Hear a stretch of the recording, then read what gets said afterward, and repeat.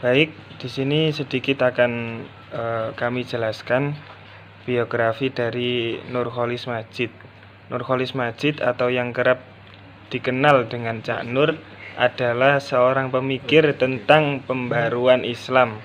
Beliau lahir di Mojoanyar, Jombang, Jawa Timur pada 17 Maret 1939 dan beliau dibesarkan di lingkungan keluarga kiai dengan latar belakang budaya pesantren. Ayahnya bernama Kiai Haji Abdul Majid adalah salah satu pendukung dari Masyumi. Ketika masih belia, Cak Nur mendapat kesempatan untuk belajar 2 cabang pendidikan, yaitu pelajaran tentang agama dengan model madrasah di Madrasah Al-Wahdaniyah yang dikelola oleh orang tuanya sendiri pada waktu sore hari, dan pendidikan umum yang menggunakan metode pengajaran modern yang beliau pelajari dari sekolah rakyat di Mojoanyar, Jombang. Setelah pendidikan dasarnya selesai, beliau meneruskan ke tingkat menengahnya juga di Jombang. Selain itu, beliau pernah belajar di Pondok Darul Ulum Nerjoso selama kurang lebih 2 tahun. Lalu pindah ke Pondok Darussalam Gontor di Ponorogo. Kepindahan ini disebabkan karena pilihan politik orang tuanya yang ingin tetap menjadi warga Masyumi. Di Pondok Darussalam inilah yang memberikan pengaruh terhadap intelektualnya, yaitu memadukan 2 kultur yang berbeda antara tradisi Islam klasik dengan kultur gaya modern barat. Selain itu, beliau juga telah mendapat pengaruh dari ayahnya tentang kepemimpinan tradisional menuju kepemimpinan Islam modern. Setelah selesai dengan pendidikannya di pesantren Gontor, Cak Nur melanjutkan studinya di IAIN Syarif Hidayatullah, Jakarta dengan mengambil jurusan sastra Arab dan sejarah pemikiran Islam. Dan pada tahun 1968, Cak Nur menyelesaikan pendidikan sarjananya dengan judul skripsi Al-Quran Arabian Lughatan wa Alamian Maknan, ditulis dengan bahasa Arab, dan menyelesaikan studi doktoralnya di Universitas Chicago, Amerika Serikat dengan menulis disertasi Ibnu Taimiyah on Kalam and Falsafah, Problem of Reason and Revelation in Islam. Kemudian bertepatan pada hari Senin 25 Agustus 2005, Cak Nur meninggal dunia di Rumah Sakit Pondok Indah. Hal ini membuat bangsa Indonesia kehilangan tokoh cendekiawan yang multidimensi, yang bijak dan cerdas. Selain itu, beliau juga dikenal sebagai sosok yang berhati bersih, layaknya seputih kapas dan selembut awan. Perkataannya pun juga sopan serta santun, dan jarang dalam perkataannya itu melukai orang lain atau orang yang dikritiknya. Sekian mengenai biografi dari Profesor Dr. Nurcholish Madjid. Untuk pembahasan berikutnya kami persilakan kepada pemateri. Ya, terima kasih. Selanjutnya, pandangan Nurcholish Madjid terhadap Al-Quran. Keyakinan Nurcholish Madjid tentang Al-Quran sama halnya dengan keyakinan umat Islam lainnya, yakni Al-Quran adalah wahyu Tuhan yang terakhir yang diberikan kepada manusia melalui Nabi terakhir, Nabi Muhammad SAW. Sebagai wahyu terakhir, Al-Quran akan mampu menjawab persoalan atau permasalahan manusia dalam segala bidang, semisal antropologi, ekonomi, psikologi, teknologi, politik, dan lain sebagainya. Al-Quran sendiri menyatakan bahwa dirinya sebagai keterangan atau pengetahuan tentang segala hal dan tidak ada yang terlewatkan satu hal pun.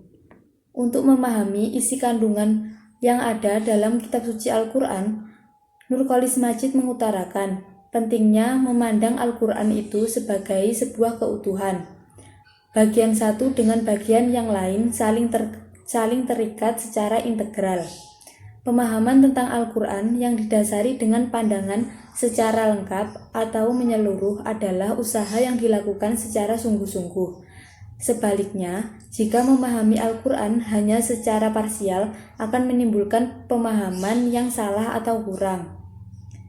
Nurcholish Madjid memisahkan antara firman Allah SWT dengan tafsirnya. Beliau membebaskan Al-Quran dari berbagai wacana tunggal dan membebaskan syariah dari fikih tunggal.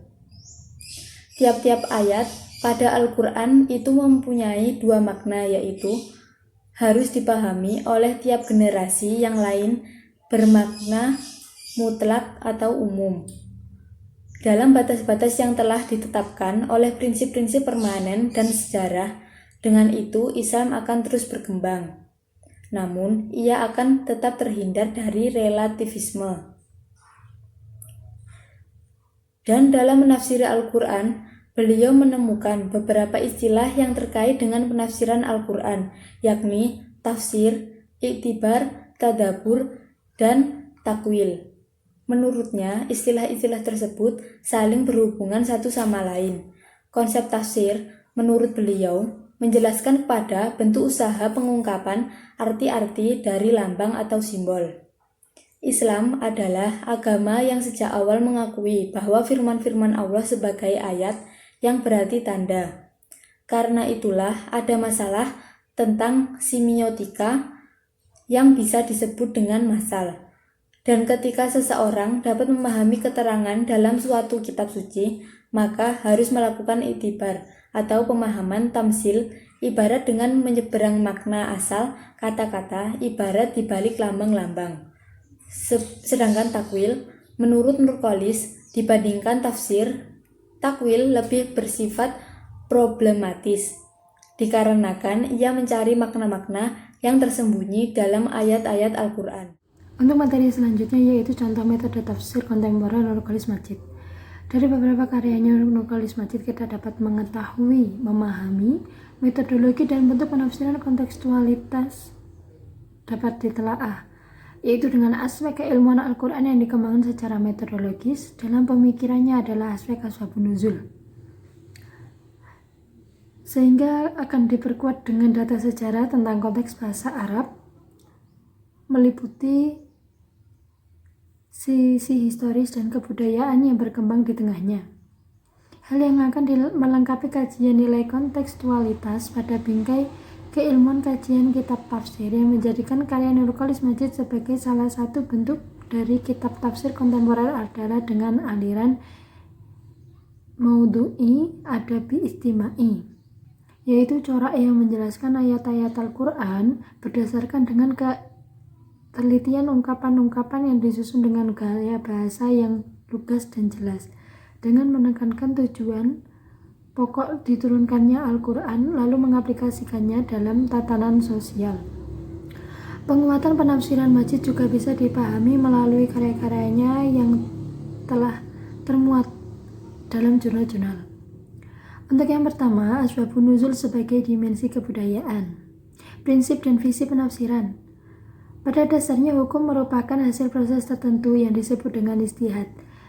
Dan kemudian ijtihad ini melalui proses yang panjang dengan penelitian yang kemudian dilanjut dengan proses istinbat. Salah satu tokoh yang menjadi kiblat Nurcholish Madjid yaitu adalah Munawwir Syadzali, karena menurutnya umat Islam terutama ulama-ulamanya berkembang dengan permasalahan yang semakin meluas, belum dapat memenuhi dan mengikuti pergerakan zaman. Hukum yang terlalu kelas hanya berasal pada nilai literal teks dan menghiraukan aspek lainnya.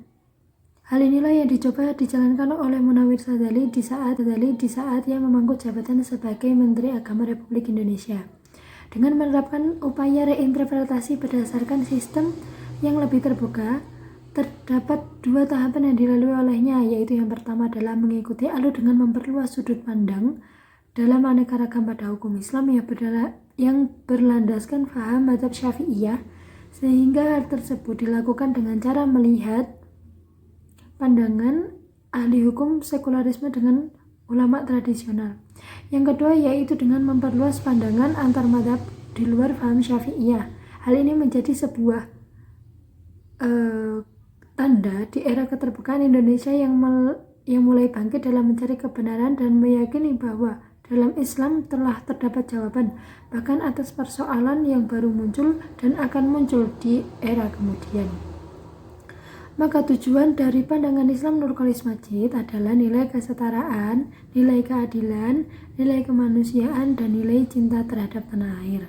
Dari sini Islam pada prinsipnya adalah intisarinya, yaitu maksudnya seperti bukan pada potong tangannya, bukan pada cambuknya, namun lebih pada alasan dibaliknya yang menjelaskan kenapa hal tersebut diperlakukan. Hal inilah yang pada akhirnya menumbuhkan prinsip penafsiran berdasarkan kemanfaatan bahwa hukum dan aturan adalah jalan menuju maslahah, bukan kembali pada maslahah itu sendiri.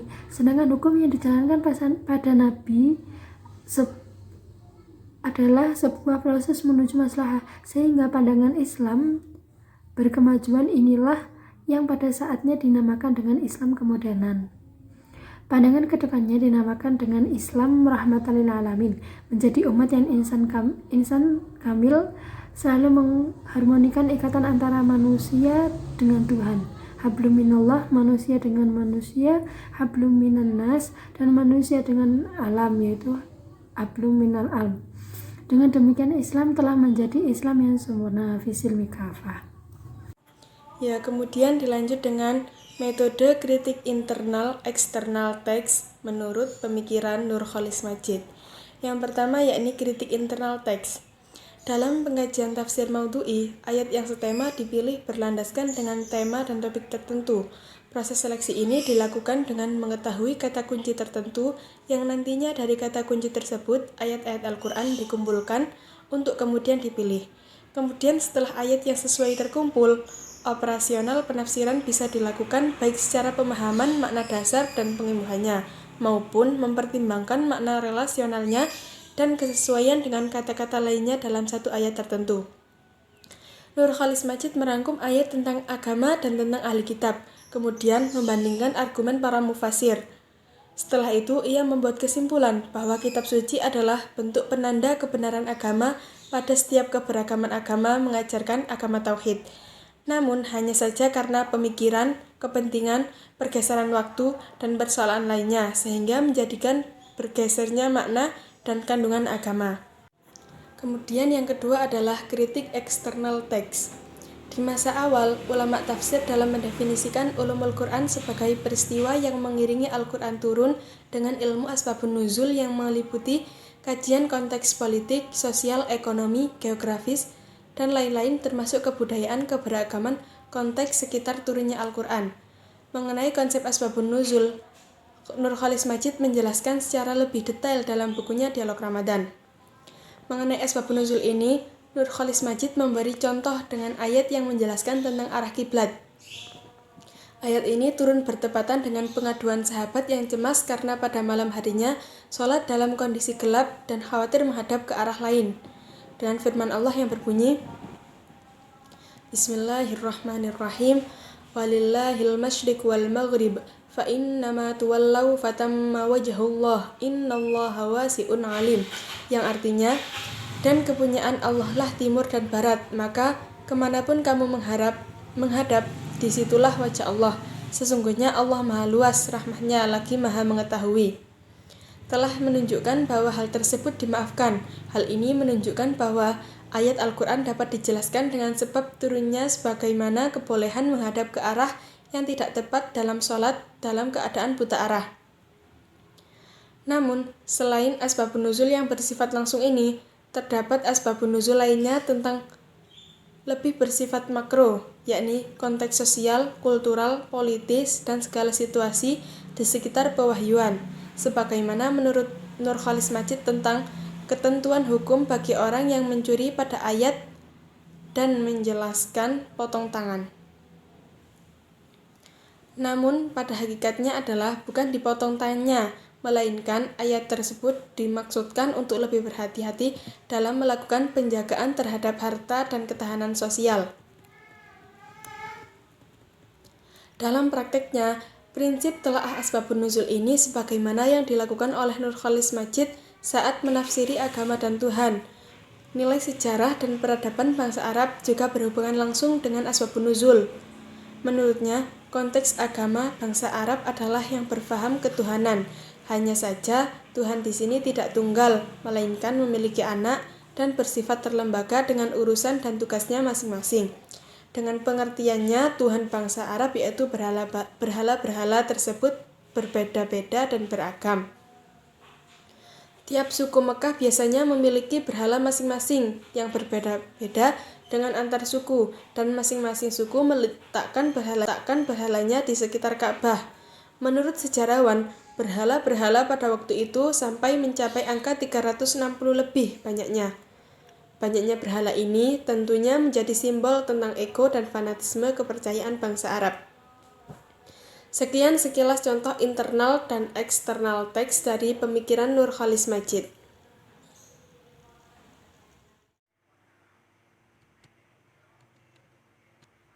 Saya akan menjelaskan pemikiran Nurcholish Madjid dalam sorotan. Sejak awal kemunculan pada tahun 1970-an, Nurcholish menjelma menjadi sebuah fenomena sekaligus sosok yang kontroversial. Pemikirannya sangat mendapat apresiasi sekaligus resistensi, terutama konsep inklusivismenya yang muncul di tengah arus utama eksklusivisme. Jika dikategorisasikan secara sederhana, maka ada 3 pandangan dan kecenderungan masyarakat dalam menanggapi pemikiran dan sosok Nurcholish. Pertama adalah pandangan apresiatif empatik yang memposisikannya sebagai teman dialog bagi kegelisahan teologis yang sama. Implikasinya, semua pemikiran Nurcholish diterima tanpa serve, tanpa sikap kritis. Dalam konteks ini, pemikiran-pemikiran Nurcholish menghasilkan proses transformasi yang cukup signifikan, terutama dalam mendorong perubahan aspek berpikir dan sikap keberagamaan. Mereka adalah kelompok pemikir muda Islam.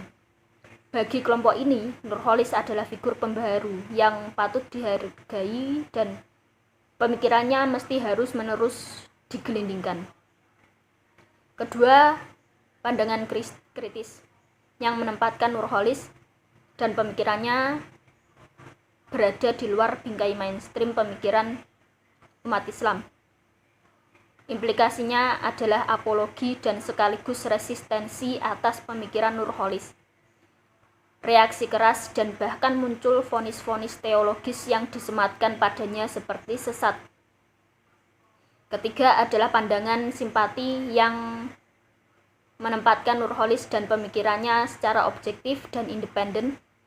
Kelompok ini melihat ada banyak sisi positif dan manfaat dari gagasan Nurcholish, namun juga bersikap kritis dan objektif bahwa ada sisi kelemahan. Pandangan apresiatif dan empatik. Kelompok yang apresiatif terhadap pemikiran Nurcholish adalah kelompok yang berusaha memahami substansi gagasan itu tanpa mempersoalkan istilah-istilah yang dipakai dan implikasinya. Ada beberapa faktor yang menyebabkan pemikiran Nurcholish sangat diminati dan bahkan pribadinya dianggap pemikir muslim garda depan di Indonesia. Di antaranya adalah wacana pemikiran Nurcholish dianggap memiliki tingkat liberalitas, progresivitas, dan ekspresivitas yang tinggi. Pemikirannya ditopang oleh penguasaan khazanah intelektual modern dan klasik yang diracik secara segar. Memiliki basis sosial yang bisa diandalkan untuk menyebarkan gagasan-gagasan Nurcholish,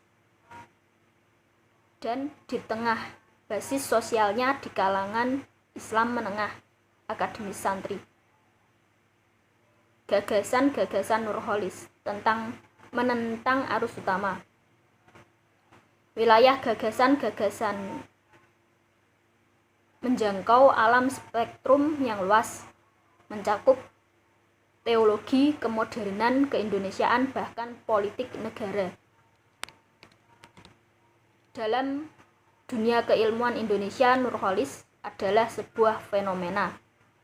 Sifat fenomenalnya dapat dilihat bahwa Nurcholish dan pemikirannya mampu melahirkan pengaruh terhadap perubahan-perubahan tertentu dalam masyarakat Indonesia, baik yang bersifat institusional maupun literer.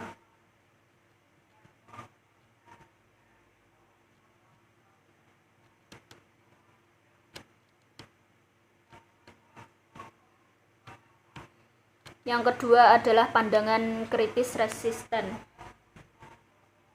Sebagai ikon pembaharuan Islam, pemikirannya tidak lepas dari kontroversi-kontroversi di zamannya bahkan hingga saat ini.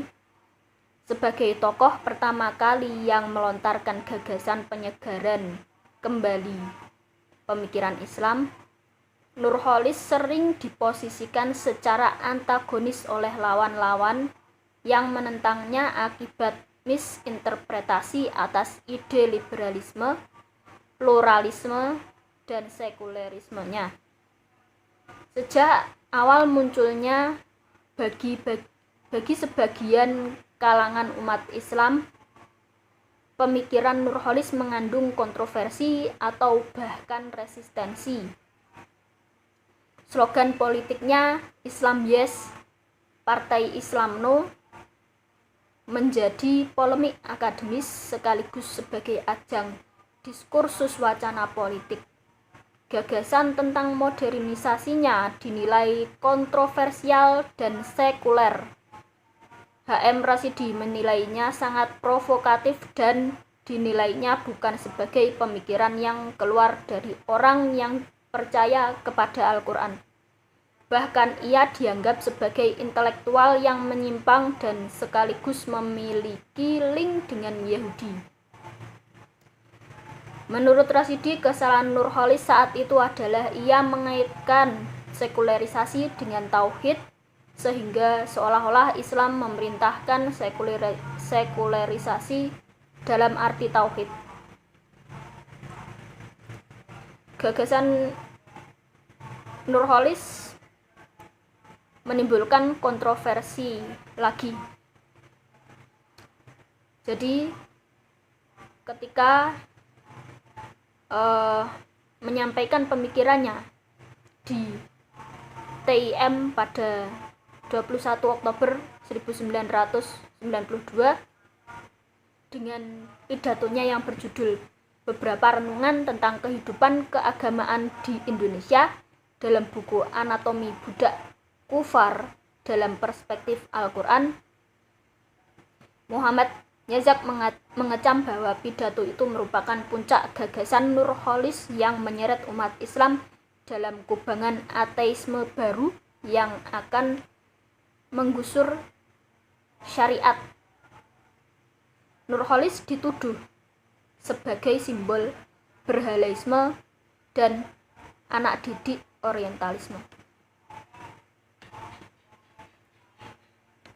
Lalu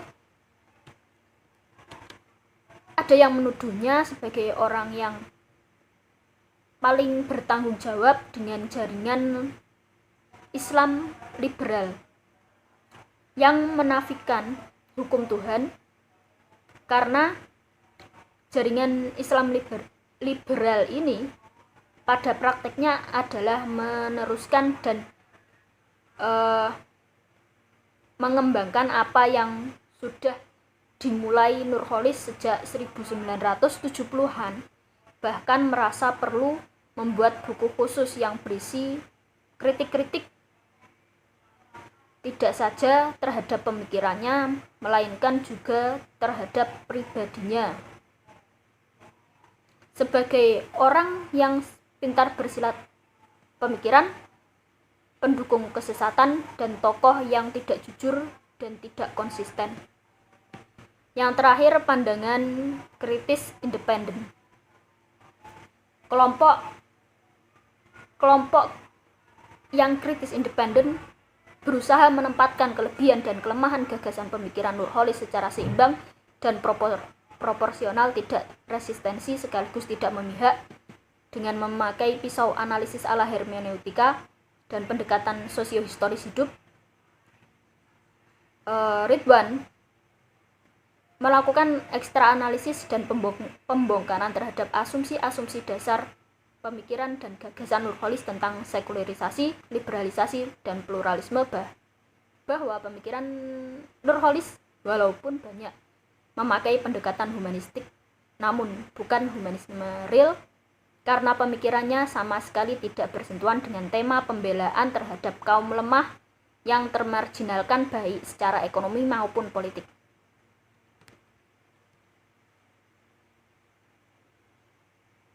Gagasan Nurholis, utamanya tentang pluralisme, justru lebih sebagai alat untuk melakukan pembelaan terhadap basis sosial komunitasnya, Islam borjuis, dalam konstelasi kekuasaan rezim yang berkuasa.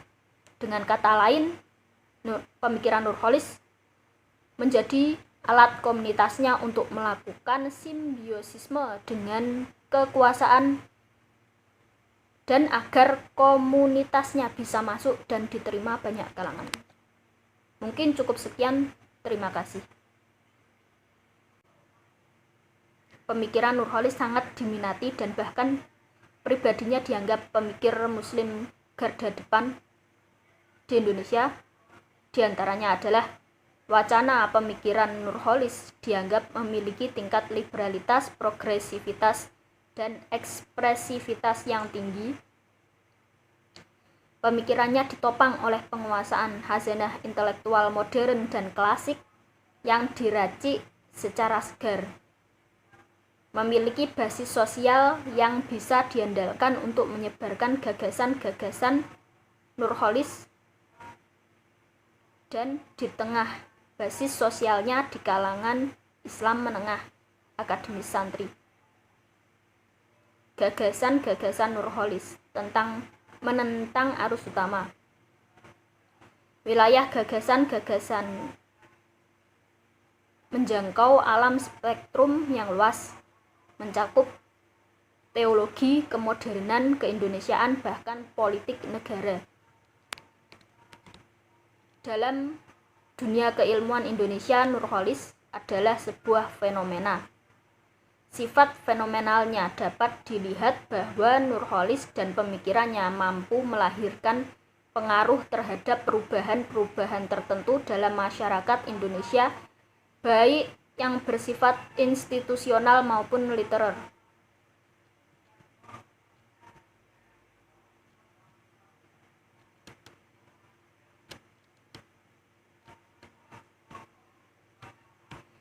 Yang kedua adalah pandangan kritis resisten. Sebagai ikon pembaharuan Islam, pemikirannya tidak lepas dari kontroversi-kontroversi di zamannya bahkan hingga saat ini.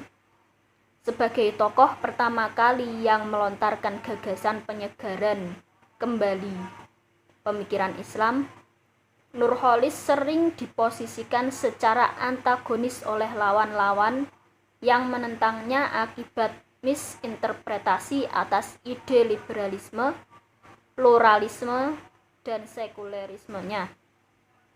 Sejak awal munculnya bagi sebagian kalangan umat Islam, pemikiran Nurholis mengandung kontroversi atau bahkan resistensi. Slogan politiknya Islam Yes, Partai Islam No, menjadi dan dinilainya bukan sebagai pemikiran yang keluar dari orang yang percaya kepada Al-Quran. Bahkan ia dianggap sebagai intelektual yang menyimpang dan sekaligus memiliki link dengan Yahudi.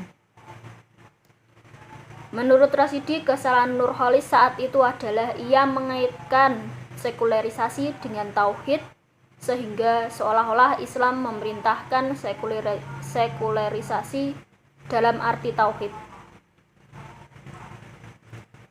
Gagasan Nurholis menimbulkan kontroversi lagi. Jadi ketika menyampaikan pemikirannya di TIM pada 21 Oktober 1992 dengan pidatonya yang berjudul Beberapa Renungan tentang Kehidupan Keagamaan di Indonesia dalam buku Anatomi Budak Kufar dalam Perspektif Al-Quran. Muhammad Yazak mengecam bahwa pidato itu merupakan puncak gagasan Nurholis yang menyeret umat Islam dalam kubangan ateisme baru yang akan menggusur syariat. Nurholis dituduh sebagai simbol berhalaisme dan anak didik orientalisme. Lalu ada yang menuduhnya sebagai orang yang paling bertanggung jawab dengan jaringan Islam liberal yang menafikan hukum Tuhan, karena jaringan Islam liberal ini pada prakteknya adalah meneruskan dan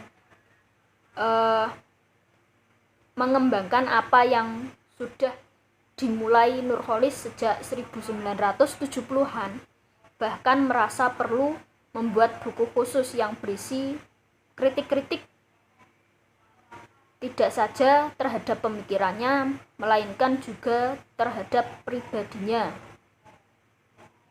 Sebagai orang yang pintar bersilat pemikiran, pendukung kesesatan, dan tokoh yang tidak jujur dan tidak konsisten. Yang terakhir, pandangan kritis independen. Kelompok apa yang sudah dimulai Nurholis sejak 1970-an, bahkan merasa perlu membuat buku khusus yang berisi kritik-kritik tidak saja terhadap pemikirannya, melainkan juga terhadap pribadinya. Sebagai orang yang pintar bersilat pemikiran, pendukung kesesatan, dan tokoh yang tidak jujur dan tidak konsisten. Yang terakhir, pandangan kritis independen. Kelompok yang kritis independen berusaha menempatkan kelebihan dan kelemahan gagasan pemikiran Nurholis secara seimbang dan proporsional, tidak resistensi sekaligus tidak memihak, dengan memakai pisau analisis ala hermeneutika dan pendekatan sosiohistoris hidup.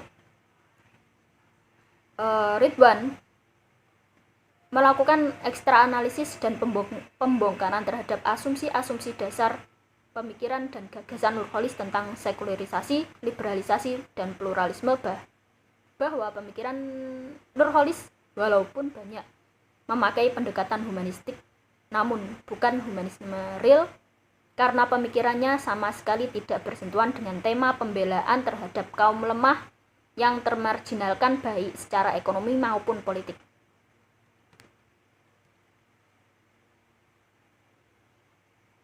Gagasan Nurholis, utamanya tentang pluralisme, justru lebih sebagai alat untuk melakukan pembelaan terhadap basis sosial komunitasnya, Islam borjuis, dalam konstelasi kekuasaan rezim yang berkuasa. Dengan kata lain, pemikiran Nurholis menjadi alat komunitasnya untuk melakukan simbiosisme dengan kekuasaan dan agar komunitasnya bisa masuk dan diterima banyak kalangan. Mungkin cukup sekian, terima kasih. Selanjutnya mengenai contoh penafsiran dari Nurholis Majid, kami di sini menggunakan atau mengambil contoh dari Al-Quran surat Al-Imran ayat 64, yang mana berbunyi, A'udzubillahi minasyaitonirrajim, Qul ya ahlal kitabi ta'alu ila kalimatin sawa'im bainana wa bainakum alla na'budu illallah wa la nusyrika bihi syai'an wa la yattakhidha ba'duna ba'dan arbaban min dunillah fa in tawallaw faqulu ashhadu bi anna muslimun. Dalam makalah ini disebutkan pula penafsiran dari kitab Ibnu Katsir, di mana ciri khasnya beliau selalu memberikan kutipan-kutipan atau keterangan-keterangan yang mana semua itu untuk memperkuat pendapatnya atau memperkuat penjelasannya mengenai ayat tersebut. Seperti contoh pada ayat ini, di mana beliau Ibnu Katsir mengatakan perintah di dalam ayat tersebut bersifat umum. Maknanya apa? Maknanya mencakup semua ahlu kitab, baik itu dari kalangan Yahudi, Nasrani ataupun selainnya. Selanjutnya mengenai kalimatun sawa. Maksud dari kalimatun sawa ini adalah jumlah kalimat yang memberikan suatu faedah, yaitu kalimat yang adil, pertengahan, dan tidak ada perselisihan di antara kami dan kalian mengenainya. Seperti halnya ciri khas tadi, beliau menambahkan kutipan atau keterangan-keterangan untuk mempertegas penafsirannya. Seperti pada hal ini, kalimat yang adil menurut Ibnu Katsir adalah yang diperjelas oleh ayat berikutnya, yakni ayat alla na'budu illallah wa la nusyrika bihi syai'a dan wala yattakhidha ba'duna ba'dun arbaban min dunillah. Selain itu, beliau juga mengutip dari pendapat Ibnu Juraij dan Ikrimah untuk memahami ayat tersebut. Demikian dapat dipahami atau dapat diketahui bahwasanya penafsiran dari Ibnu Katsir ini hanya terbatas pada pemaknaan teologis saja. Beliau belum berani untuk mengkontekstualisasikan ayat tersebut untuk kehidupan sosial kemasyarakatan, untuk kehidupan sosial kemasyarakatan, di mana untuk jadikan semacam panduan atau aturan umum. Selanjutnya mengenai penafsiran Nur Khalis Majid sendiri, ini kita ketahui bahwa penafsiran beliau ini berbeda dengan penafsir-penafsir lainnya, di mana mufassir lainnya itu menafsirkan Al-Quran secara keseluruhan, yakni dari awal hingga akhir. Namun berbeda dengan Nur Khalis Majid yang menafsirkan Al-Quran memfokuskan terhadap konsep yang ada pada Al-Quran itu sendiri, yang mana pada surat Al-Imran ayat 64 ini yang jadi topik pembahasan adalah kalimatun sawa. Dalam firman Allah ini, dalam sebagian karyanya disebutkan atau dikutip sebanyak 15 kali, yang mana didahului dengan penjelasan tentang Islam yang ada di Indonesia dan masalah kemajemukan atau sosial budaya yang ada pada Indonesia, seperti yang ada di makalah contohnya. Selanjutnya dapat dipahami bahwa pemahaman Nur Khalis Majid ini tidak jauh berbeda dengan Ibnu Katsir, di mana tujuannya itu sama, seperti halnya pendapat dari Wahbah Al-Zuhaili dalam kitab tafsirnya Al-Tafsir Al-Munir, yang menyatakan bahwa kalimatun sawa ini adalah kalimat tauhid atau monoteisme. Dan juga dalam menafsirkan Al-Quran, Nur Khalis Majid ini tidak menempatkan satu teks itu dalam satu rangka, itu tidak, atau satu berdiri sendiri. Namun beliau menempatkan ayat tersebut dalam suatu kerangka sejarah, di mana berbagai aspek juga ikut dipahami, diteliti oleh Nur Khalis Majid. Dengan demikian kita pahami, kita ketahui penafsiran Nur Khalis Majid mengenai surat Al-Imran ayat 64 ini menyatakan bahwa perintah mencari tujuan antar penganut berbagai agama yang memiliki kitab suci, kitab pedomannya, di mana memiliki tujuan satu, yaitu tauhid atau paham ketuhanan yang Maha Esa. Mungkin saya cukupkan penjelasan dari contoh penafsiran Nurholis Majid. Untuk itu saya kembalikan ke moderator.